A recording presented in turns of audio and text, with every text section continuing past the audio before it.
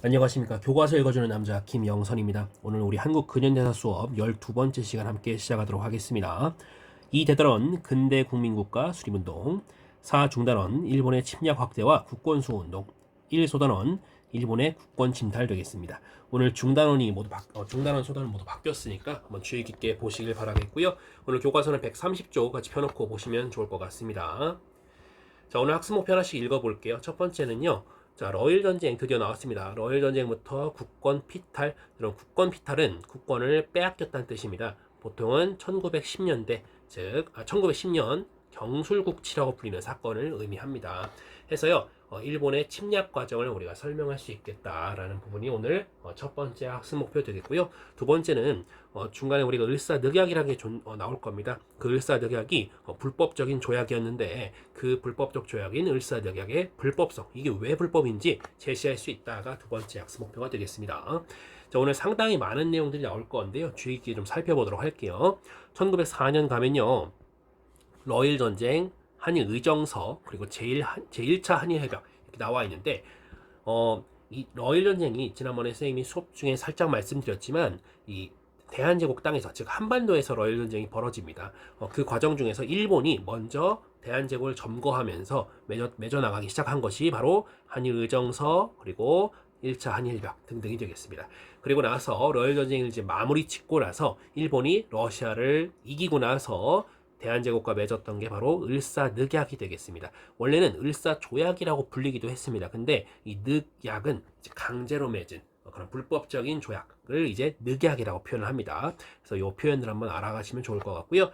자, 일단 을사늑약 이후에 나라가 아예 망한 건 아니에요. 아예 나라 뺏긴 건 아닙니다. 중요한 걸 많이 뺏겼지만 나라가 아예 망한 건 아니었습니다. 그래서 여전히 대한제국은 있는데 고종이 강제 퇴위됩니다. 1907년도에 말이죠. 자, 여기도 이제 강제 퇴위될 때 어떤 사건이 있습니다. 그 계기가 되는 사건이 있으니까 이따가 살펴보시고요.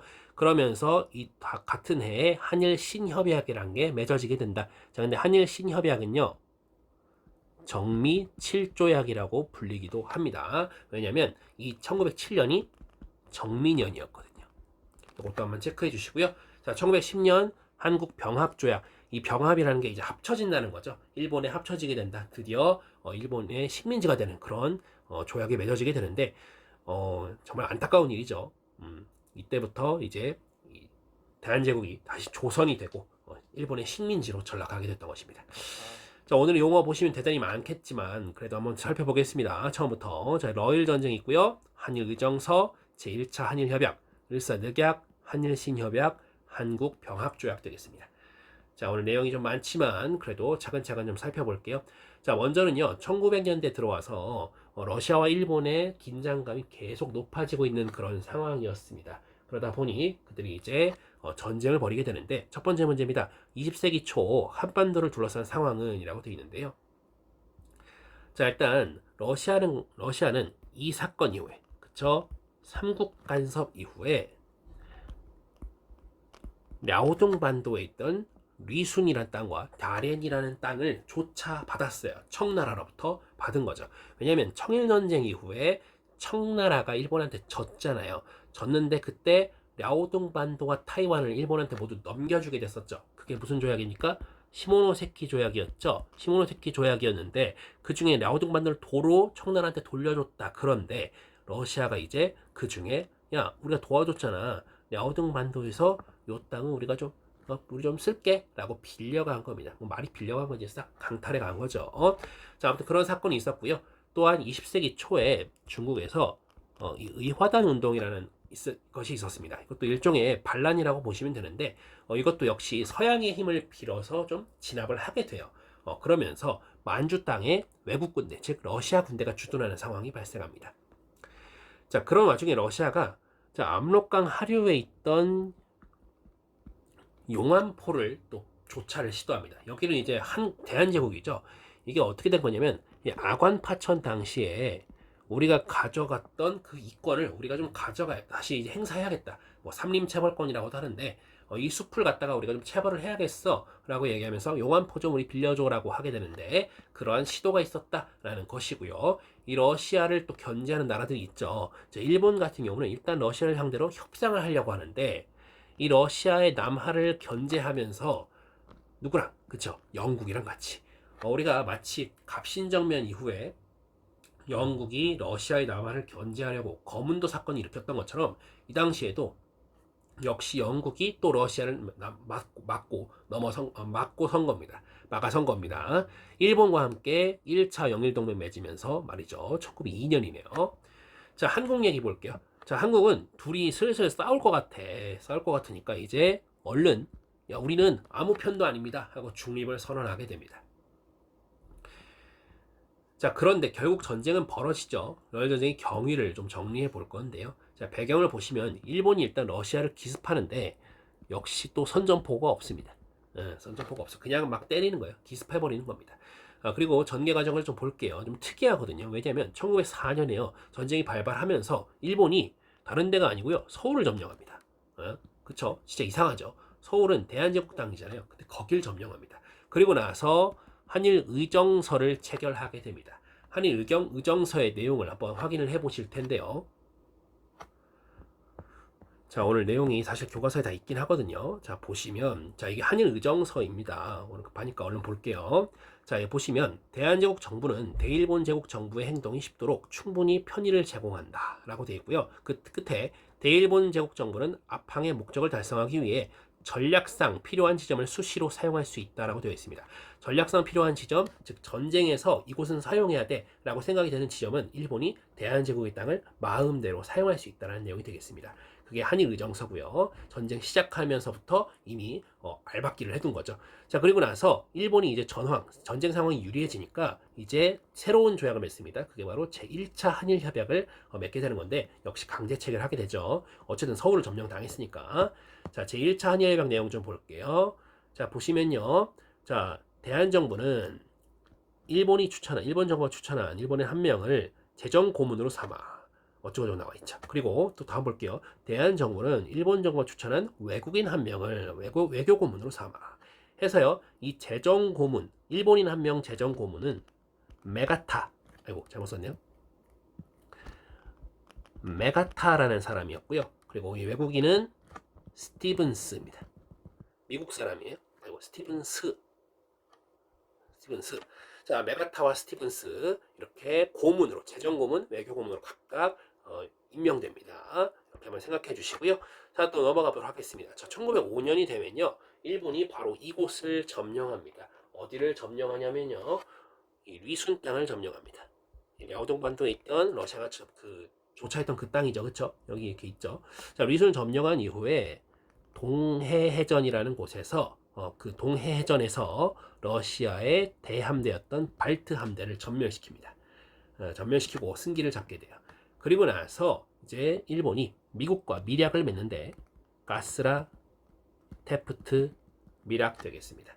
가스라 테프트 밀약. 자, 그리고 영국과도 조약을 맺는데요. 제2차 영일동맹 맺게 되고요. 그리고 러시아와도 조약 맺는데 포츠머스 조약입니다. 이 각 조약 내용을 한 번씩 확인을 해주시고요. 뒤에 자료 박스에 있으니까 확인 한번 해주시고요. 근데 대체로 내용들이 뭐였느냐? 대체로 내용들은 이제 일본이 대한제국, 즉 한국에 대한 독점적인 지배권을 인정받게 됩니다. 근데 이걸 인정받은 게 한국에 의한 게 아니죠. 열강에 의해서 인정받은 거죠. 이렇게 미국으로부터 그리고 영국으로부터 그리고 러시아로부터 말입니다. 특히 미국 같은 경우는 이 가스라테프트 밀약이 서로 이제 짠 거잖아요. 그러니까 이건 내용을 좀 볼게요. 가스라테프트 밀약을 보도록 하겠습니다. 자, 보시면 필리핀은 미합중국에서 미합중국이 미국입니다. 그리고 일본은 필리핀에 침공할 의도가 없다. 그리고 한국은 어쩌고저쩌고 쭉 나와 있는데 이거는 무슨 말이냐? 필리핀은 미국 거, 그리고 한국은 일본 거라고 서로 약속을 한 겁니다. 약속을 한 거예요. 그러면 여기서 한번 생각했으면 좋겠는 게 미국은 예전에 조선과 함께 조미수호 통상조약이라는 걸 맺은 적이 있거든요. 근데 거기에 그 조항 중 하나가 바로 거중 조정 조항이었습니다. 거종 조정은 이 어떤 한쪽 나라가 조선이든 미국이든 어느 한쪽이 또 다른 나라 제3국과 함께 마찰이 있을 경우에 이 상대국이 와서 같이 중간에서 좀 조정을 해주겠다는 얘기인데, 조선이 지금 일본과 마찰이 있게 생긴 상황에서 미국이 거종 조정 해준 겁니까? 안 해준 겁니까? 안 해준 거죠. 그러니까 이것을 어긴 거라고 볼 수가 있겠습니다. 하지만 어겼다가 뭐 우리가 찍소리나 했겠습니까? 할 수가 없는 상황이었죠. 정말 정신없는 상황이었으니까 좀 안타까운 약소국의 피해였습니다. 우리가 한번 요 지점 한번 얘기하고 싶어서 말씀을 드렸고요. 자, 다음은 이제 을사늑약 얘기하게 되는데, 을사늑약의 다른 이름이 제2차 한일협약입니다. 아까 1차 한일협약은 메가타와 스티븐스가 고문으로 왔던 그 1차 한일협약이고요. 2차 한일협약이 바로 이 을사늑약입니다. 자, 우리가 을사 하는데 우리가 을씨년스럽다는 단어 있잖아요. 그게 이제 을사년에서 왔다라고 합니다. 이때 나라 빼앗긴 그 어떤 쓸쓸한 모습을 상징하는 단어라고 해요. 자, 그해 우리는 늑약을 체결하게 되는데, 자, 3번 좀 볼게요. 을사늑약 체결의 과정과 내용은 볼게요. 자, 과정 같은 경우는요, 종전 이후에 일본이 군대를 동원해서 황제와 대신을 위협합니다. 그러니까 둘러싼 거예요. 헌병대, 군대로 쫙 둘러싸고 무력 시위하면서, 그리고 을사오적을 앞세워서 을사늑약을 체결하게 되고요. 대표적인 내용은 대한제국의 외교권을 박탈합니다. 즉, 대한제국이 스스로 다른 나라와 어떤 조약을 체결하거나 할 수 없고 일본을 통해서만 할 수 있게 된 거죠. 그게 외교권을 박탈했다는 것의 의미고요. 그리고 통감부라는 것이 설치됩니다. 일본에서 조선 대한제국 통감을 보내요. 통감이라는 사람을, 그 직책을 보내서 이 사람이 거의 모든 것을 간섭하게 됩니다. 그래서 내정 간섭이 아주 극심해지게 되고요. 자, 이에 대해서 각계각층의 저항이 있었을 거 아닙니까? 그래서 여러 반대 상소가 막 올라오게 되고요. 그리고 특히 장지연이라는 사람은 황성신문에다가 시일야 방성대곡이라는 그 글을, 논설문 하나 써서 발표하게 됩니다. 무슨 뜻이냐? 이 날에 목노와 통곡하노라. 나라를 빼앗기게 되었으니 이렇게 통곡한다 라고 얘기하는 것이고요. 한성 상인들은 철시는 이제 문을 닫아 걸고 장사를 안 해버리는 거예요. 그리고 학생들은 동맹휴학, 항의하는 의미로 이렇게 하기도 했고요. 그리고 민영환 등의 좀 이렇게 그 사회 지도층 중에 일부는 자결로 그 항의의 의미를 전달하기도 했습니다. 자, 이런가 하면 또 어떤 게 있었냐면, 을사늑약 체결에 의해 의열투쟁이 발생하거든요. 자, 여러분, 의열투쟁이라는 거는요, 그 나중에 독립투쟁과 조금 구별이 되는데, 일종의 개별적인 공격입니다. 어떤 특정인에 대한 공격인 거죠. 그 군대가 붙는 게 아니라 개별적으로 가서 누군가를 공격하는 걸 이제 의열투쟁이라고 주로 얘기합니다. 자, 목표물은요, 일본의 침략자와 나라를 팔아먹은 매국노입니다. 이들이 목표물이고요. 이 나철, 오기오 선생 등은요, 자신회라는 조직을 만들어서 을사오적 처단 활동을 펼치게 되는데, 일명 오적 암살단이라고 불렸다고 합니다. 자, 그리고 장인환, 전명운 이런 분들은요, 외교 고문이었죠. 1차 한일협약 때 들어왔던 스티븐스를 저격하는데 어디서 했냐? 샌프란시스코입니다. 정말 신기한 게요, 이 두 분이 서로 모르는 분들이었습니다. 서로 모르는데 같은 날 같은 곳에서 이 스티븐스를 저격하고자 등장했다는 거죠. 그만큼 이렇게 뜻 있는 사람들이 많았다는 거고요. 그리고 여러분들 잘 알고 계시죠? 그 뮤지컬이나 영화 영웅의 주인공 나오는 안중근 선생, 이토 히로부미를 저격하게 됩니다. 2등 방문이라고도 불리기도 해요. 어디서 했냐? 하얼빈에서 말이죠. 자, 그리고 이재명 의사라는 분도 계십니다. 자, 이분은요, 앞잡이였던 이완용을 척살하려고 시도하게 됩니다. 을사오적 중에 한 명이죠. 근데 안타깝게도 이제 중상을 입히는데 그쳤다라고 하고 있고요. 자, 어쨌든 이런 식으로 나라가 이제 거의 빼앗기게 됐는데, 여러분 근데 오해하시면 안 되는 게, 그 을사늑약은요, 외교권을 박탈당하고 통감부가 설치된 거 맞거든요. 맞는데 이때 국권이 피탈됐다고 표현하지는 않습니다. 나라가 아예 넘어간 건 아니에요. 근데 그렇게 표현할 만하죠. 우리 뜻대로 다른 나라와 이렇게 뭐 외교하거나 할 수 없는 거니까 그렇게 표현할 만하지만, 실제로 국권이 피탈된 것은 아직 아니다라는 겁니다. 해서 요 다음 얘기를 우리가 봐야 되는데요. 자, 빼앗긴 자리, 빼앗긴 나라. 고종 황제는 퇴위가 되고요. 나라는 빼앗깁니다. 드디어 우리가 이 얘기를 하게 되는데, 자, 6번 보시면 헤이그 특사가 파견된 배경과 그 결과는 묻고 있습니다. 헤이그 특사입니다.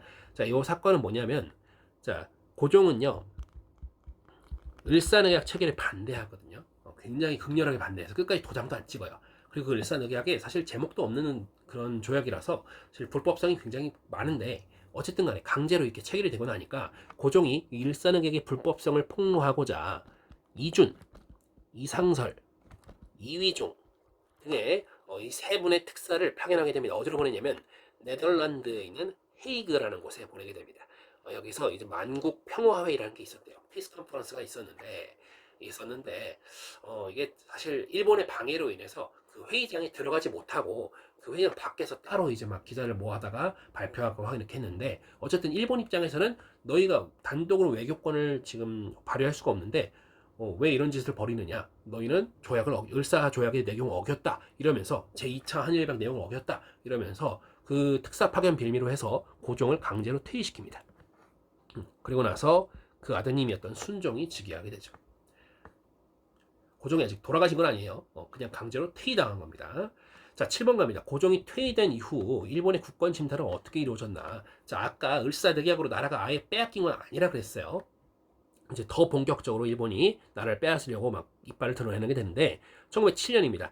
자, 한일 신협약이죠. 아까 우리 연표에서 봤어요. 정미 7조약이라고도 불리는데, 자, 이 내용이 뭐냐, 뭔고 하니 뒤에서도 우리가 또 나중에 자료박스 확인하셔야 되는데, 요약하자면 일본이요, 한국에 법령을 제정하거나 고등 관리를 임면은 임명하고 또 자르고 하는 거예요. 이것에 대한 한국의 법령 제정, 고등 관리 임명 등에 대한 동의권을 일본이 가져갑니다.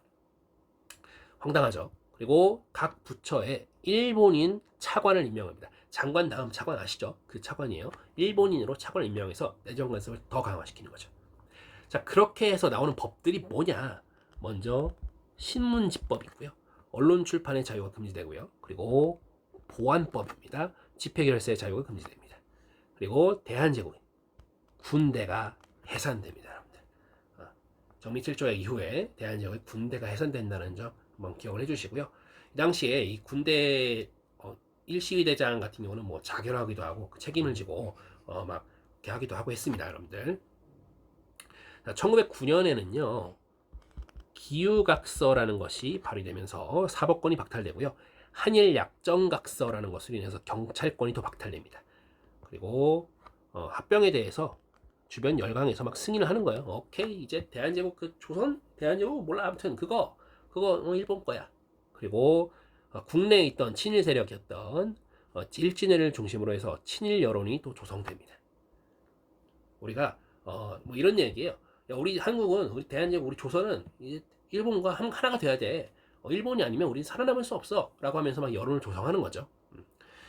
자, 그러다 보니 1910년 8월 22일 대한제국 세 번째 통감이었던 데라우치와 그리고 대한제국의 당시 총리 대신이었던 이완용, 아까 을사오적 중 한 명입니다.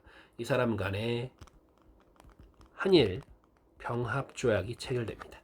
그래서 대한제국의 국권이 상실되고요, 비로소 일본의 식민지로 전락하게 되는 아주 안타까운 역사가 전개됩니다. 자, 오늘 이렇게 해서 우리 대한제국의 국권이 비탈되는 내용까지 우리가 살펴봤습니다. 그래서 여러분들 그 중점적으로 알아두셔야 될 게 그 여기에요. 바로 다음에 있는 요 조약들 내용 우리가 살펴보긴 했지만 그래도 한 번 더 살펴보시고요. 그 순서를 좀 체크해 주시면 좋을 것 같아요. 한일의정서부터 1차 한일협약, 2차 한일협약, 신협약, 한국병합조약 이렇게 지금 되어 있죠, 그쵸? 순서 한번 체크해 주시고요. 특히 을사늑약이나 병합조약 같은 경우는 여러분들 연도를 좀 기억해 둘 만한 것 같습니다. 뭐 이렇게 하다 보면 이것저것 안 외워지는 게 없겠지만 을사늑약 그리고 한국병합조약 같은 경우는 1905년, 1910년 우리가 한국사를 공부한다면 좀 눈여겨볼 만한 연도가 아닌가 생각됩니다. 아무튼 오늘 수업 여기까지고요. 대단히 고생 많으셨습니다.